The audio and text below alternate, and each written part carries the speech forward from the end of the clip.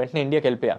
2 days decision అది. మా నాన్నతో, ఫ్యామిలీతో అందరితో మాట్లాడి కూర్చుని, సరే ఎట్లనే డిగ్రీ అయిపోయింది ఇంకా, so let me go pursue my dreams, my goals, my passions అని ఇంట్లో డిస్కషన్ జరిగి 2 days డిసిషన్లో ఇండియాకి వచ్చేసాను. సరిగమప నుంచి ఇంకా ఏం రిప్లై రాలేదు అనుకున్నా. సో అలా నా పనులు చేసుకుంటున్నా. Within 10 days of being in India, నేను ఎప్పుడో December 31st వచ్చా ఎగ్జాక్ట్గా. న్యూ ఇయర్స్ అప్పుడు ఫ్లైట్లో ఉన్నా. నాకు Jan 10th 15th ఆ టైం కల్లా నేను సెలెక్ట్ అయిపోయా.